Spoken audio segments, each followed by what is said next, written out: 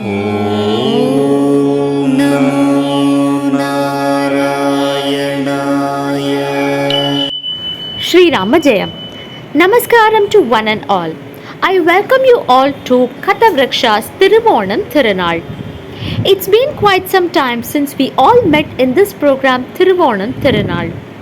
In this program, we all have been listening to one sloka from Bhagavad Gita with its brief explanation and detailed description about that particular explanation and how it suits to our today's lifestyle. We also have listened to quotes from acharyas, gurus, and how relevant these slokas are to today's lifestyle.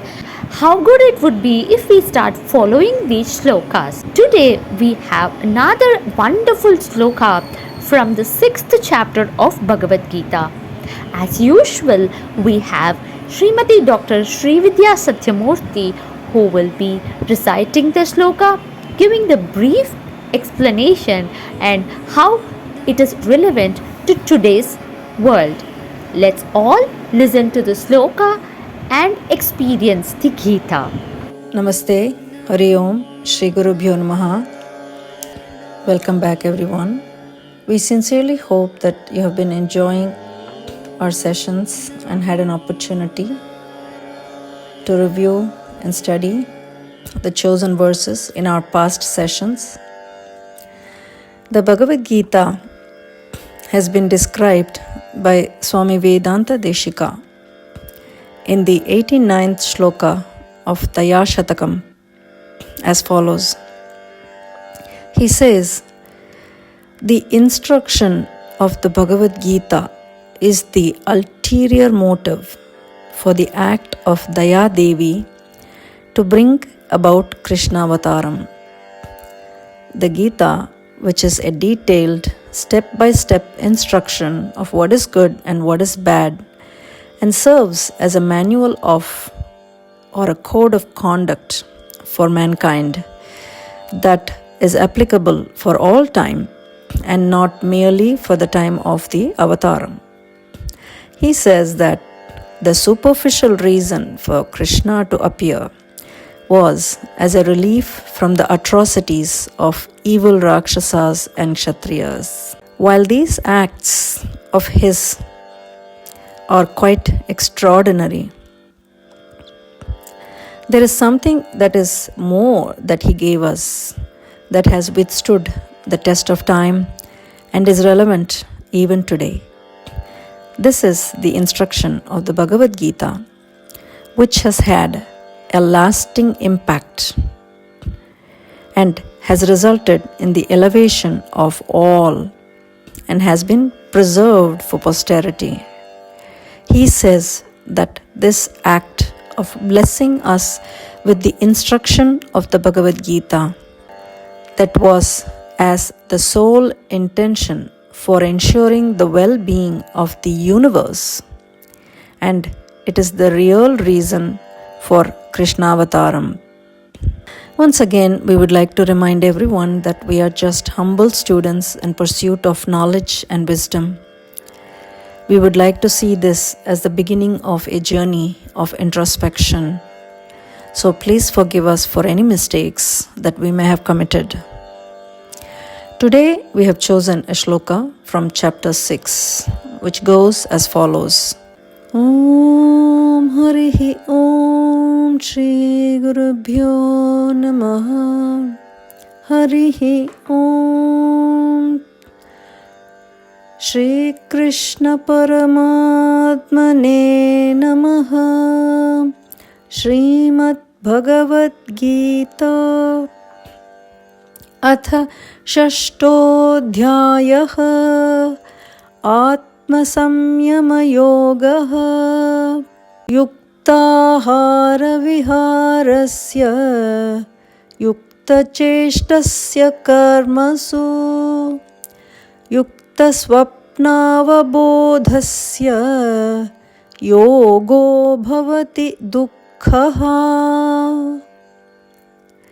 Om Tat Sat Iti Srimad Bhagavad Gita Su Upanishatsu Brahma Vidyayam Yoga Shastre Shri Krishna Arjuna Samvade Atma Sanyama Yogo Nama Shashtodhyayaha. Here again, let us look at the context of this shloka briefly. We already saw earlier that in chapter 5, Krishna had helped to understand the highest possible flight of the human spirit. Here, the Lord has helped us understand the karma, vikarma, and akarma.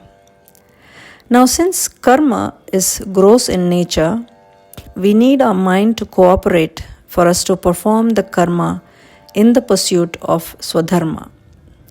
In that chapter, we were told that Karma Yoga and Sannyasa are the same even though they have different points of view. Now here it becomes very obvious that the Gita shows how spirituality can be infused in the worldly lives of ordinary people like you and me. It shows how while you're functioning in your daily life, you can infuse your life with spirituality and arrive at a state of contentment and peace of mind. So it is clear that one does not have to be in the mountains practicing meditation to arrive at a state of reality.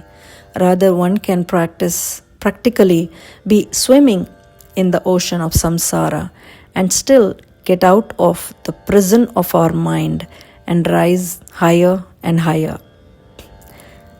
Now, the question arises as how we can reach this state of contentment despite and while living a life of grihastha and performing all our duties of swadharma. The answer is given in the 6th chapter, or the yoga of meditation, where 3 essential parts of this chapter or the yoga of meditation are described that are important for a quest or true quest in spirituality. Briefly, the first one is one-pointedness of mind. The second is moderation and regulation of life to help reach this one-pointedness. And the last is the equanimity in outlook. We have already gone into the first part, which is one-pointedness of mind, in a separate Gita episode, which I believe was our very first episode of impactful Gita verses.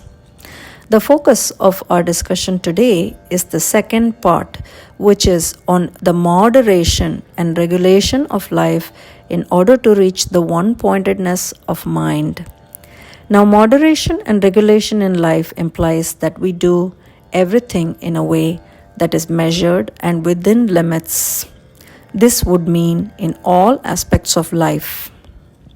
So what does Lord Krishna mean in this shloka?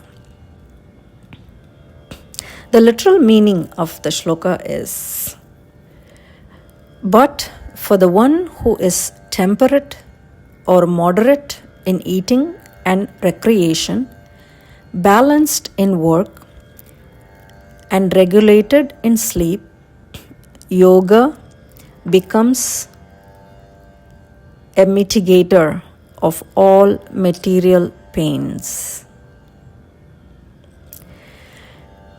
In the words of Swami Mukundananda, yoga is the union of the soul with God.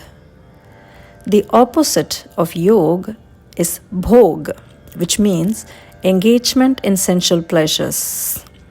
Indulgence in bhog violates the natural laws of the body and results in rog, disease. As stated in the previous verse or shloka, if the body becomes diseased, it impedes the practice of yoga. Thus, in this verse, Sri Krishna is stating that by being moderate in bodily activities and practicing yoga, we can become free from the sorrows of the body and mind.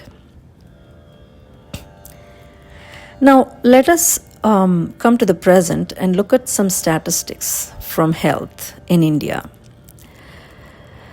The common lifestyle diseases among Indians, this was a study conducted in 2021 by age group, shows that the chronic diseases has increased over the past few years.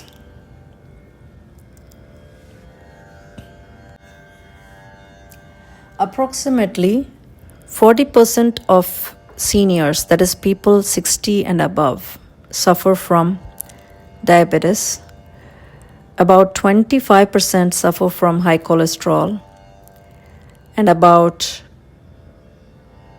50%, 45 to 50% suffer from high blood pressure, and about 15% suffer from thyroid diseases. And in older adults, that is people from 40 to 60, about 25% of people suffer from diabetes, about 25% from cholesterol, high cholesterol, about 35% from high blood pressure, and about maybe 15% of thyroid diseases. Now, even in teenagers, about 10% of teenagers suffer from diabetes, 10% from high cholesterol, about 12% from high blood pressure, and about 2 to 3% of thyroid disease. Now, this is a very high percentage compared to maybe a couple of decades ago. The main idea that we would like to learn from this shloka is that moderation is very important in using our physical body in terms of nutrition, sleep, and exercise. And therefore, Krishna says this moderation is essential for yoga. Here, I'm sure you're all aware that we are discussing Ashtanga Yoga, not the stylized watered down yoga that is being widely publicized as asana practice today, especially in the Western approach that is fast spreading and settling in today's global world. Here, yoga is indicated as the state of union with the higher, a steadfast state with a balanced mind that is in union with the Supreme Consciousness. In this important verse, Lord Krishna is praising the virtue of moderation, a lifestyle living which one can cultivate yoga or union of the self with that higher self. This is the prescribed lifestyle, be it in eating, in recreation, in sleep, and other activities. I chose this shloka because today the value of moderation is lost.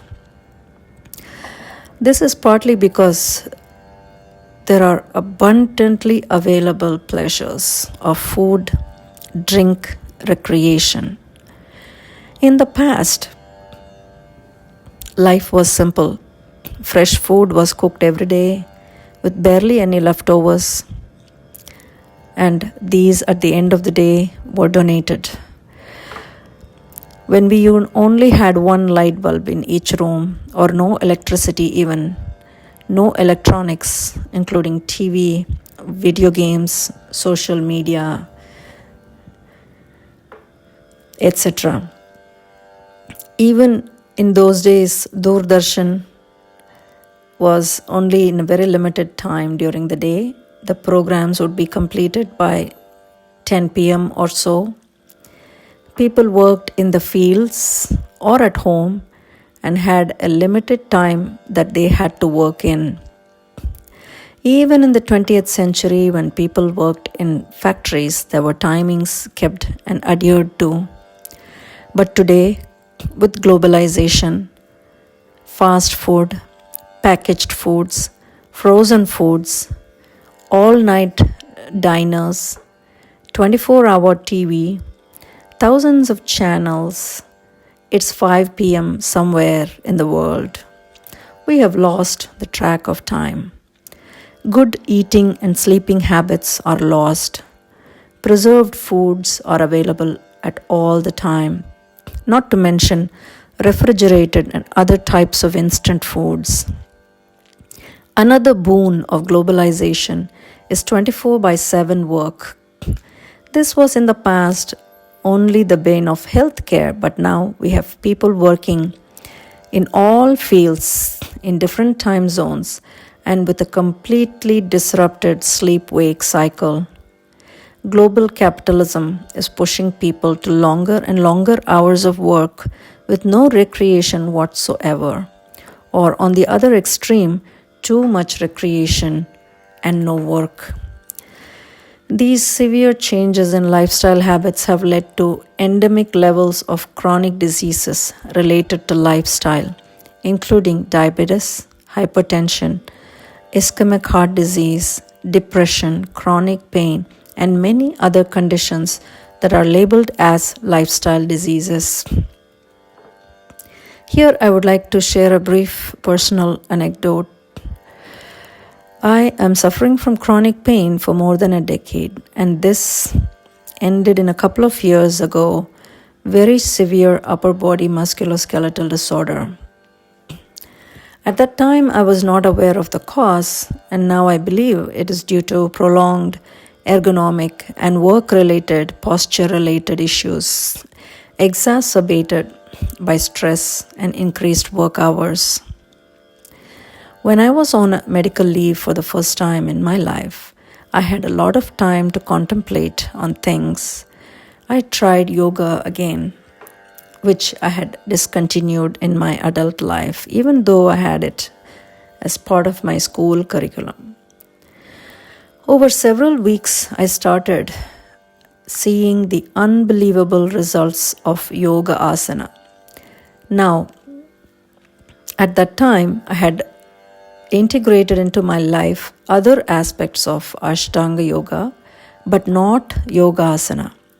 Now, adding the asanas certainly improved my physical and mental health to a point of nearly complete relief with the aid of physical therapy and other medications temporarily.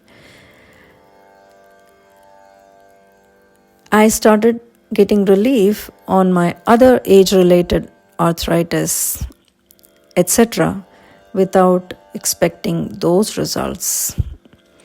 This integrated lifestyle has improved my overall health tremendously and put me on a path of realizing my true self objectively. In this shloka, Lord Krishna is giving us age-old wisdom about how a moderate lifestyle is essential if one is to practice meditation as a path to achieve yoga. Here, he emphasizes on a life of temperance and self-control. Today, not only are we disconnected from doing selfless work, let alone being immersed in too much of selfless work or activities with the goal of achieving more worth in spiritual life, we are on the other end of the spectrum, immersed in a terrible lifestyle that is totally disconnected from selflessness. Instead, we are immersed in greed toward eating and drinking, doing so much beyond what is needed for sustenance, but with drastically reduced activity and recreation due to our sedentary lifestyles in conjunction with too much activity and the stress that accompanies this, whether it is due to pressures from our work or by ourselves to achieve more and more in our material lives. Swami Mukundananda has shared a story on Gautama Buddha, who before his enlightenment sometimes used to fast so much so as to not eat or drink any food at all. and he found that he would feel very dizzy and lightheaded and could not steady his mind on meditation. Just then, a few village women passed by with water pots on their heads, singing a song that said, "Tighten the strings of the tampura, but not so tight that the string breaks." On listening to the song, the Buddha realized the extreme fasting is not good for even a yogi. He said, "These simple village women are singing such words of wisdom. They contain a message for us humans too. We too should tighten our bodies. That is, we have to practice the austerities, but not to the extent that the body is destroyed." So here the verse tells us that not only must we choose appropriate activities, but also exercise moderation in these activities, so as our karmas should do, instead of redeeming us of our emotional burdens and attachments, we are getting bound and enslaved by the activities that in the exhaustion because of overwork we sink into agitated states and then lose control of our behavior and ultimately health. This is exactly what we are seeing today in the amount of stress and burnout, whether this is in the healthcare workforce, high school and college students, and many other areas of work.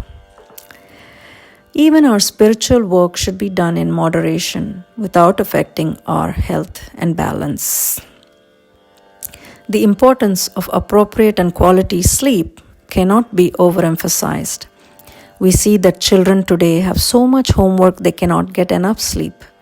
Research is showing that when there is not a good amount of sleep and adequate deep sleep, our brain cells do not get rested and rejuvenated. Our brain does not have the usual lymphatic system like the rest of the body. It has a glymphatic system that cleanses the brain of its toxicities only at the time of sleep.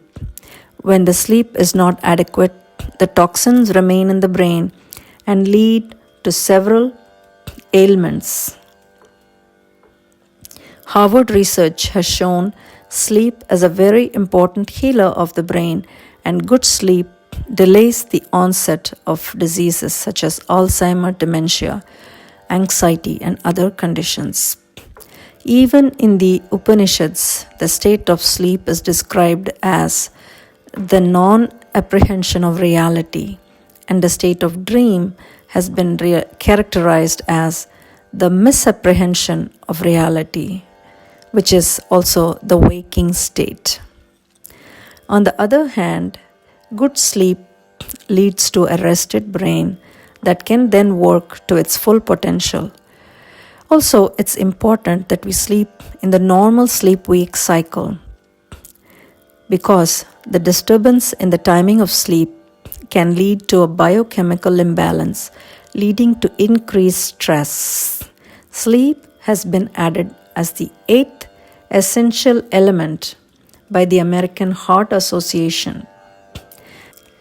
Now, research has shown that poor sleep can put you in higher risk for cardiovascular disease, cognitive decline, depression, high blood pressure, and obesity. Now, according to the American Heart Association, benefits of sleep include healing and repair of cells, tissues, and blood vessels, stronger immune system, improved mood and energy, better brain function including alertness, memory, reasoning, and problem solving, and less risk of chronic disease. It's very interesting to note that there is a new branch of medicine or specialty called lifestyle medicine that encompasses treating patients who are suffering from chronic diseases that are brought on by mainly lifestyle related etiology. We will talk more about this subspecialty at a different time. Suffice it to say, for now, there are 6 core elements recommended in lifestyle medicine that are very, very similar to ancient practices of Indian Ayurveda and Vedic lifestyles. So, new discoveries in Western medicine mirror practices that were advocated thousands of years ago in the Bharatiya culture and civilization.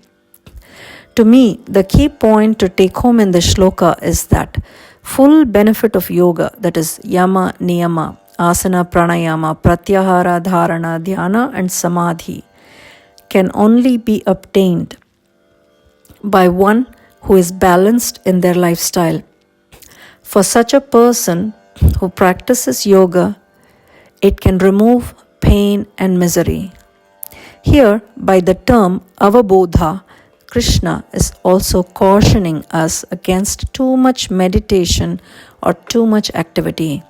This tells us that truly the current practice of yoga in the westernized approach, where only asanas are practiced without integrating the rest of the 7 elements and in association of a balanced lifestyle, is obviously not the best way to do it. An integrated and holistic approach to a balanced lifestyle in conjunction with complete yoga or union with the highest will be the only way to remove the miseries of our samsaric life. Thank you for your attention, and we look forward to meeting you next time. Please share your thoughts and feedback in the comments section. Shri Krishnarpanamastu. Thank you very much to Dr. Srividya Sathiyamoorthy for another wonderful episode explaining us the difference between Yoga Asana and Ashtanga Yoga, how useful it is going to be to our lives, how it is relevant to the present day scenario, what Bhagavan Krishna had told us through this particular slokam and this particular chapter of Bhagavad Gita. Thank you very much for sharing your personal experience as well. We all now know how yoga helps us physically and mentally. It was definitely a wonderful episode again, and I'm sure audience, you all would have experienced this episode very well. We still have more episodes of Bhagavad Gita every month in this particular program, Thiruvonam Thirunaal. I'm sure you all will be eagerly waiting for the next episode. Let's all meet again next month in Thiruvonam Thirunaal program with another beautiful slokam of Bhagavad Gita and with its explanation and how it is going to be relevant to current day scenario. Thank you. Sri Rama Jayam.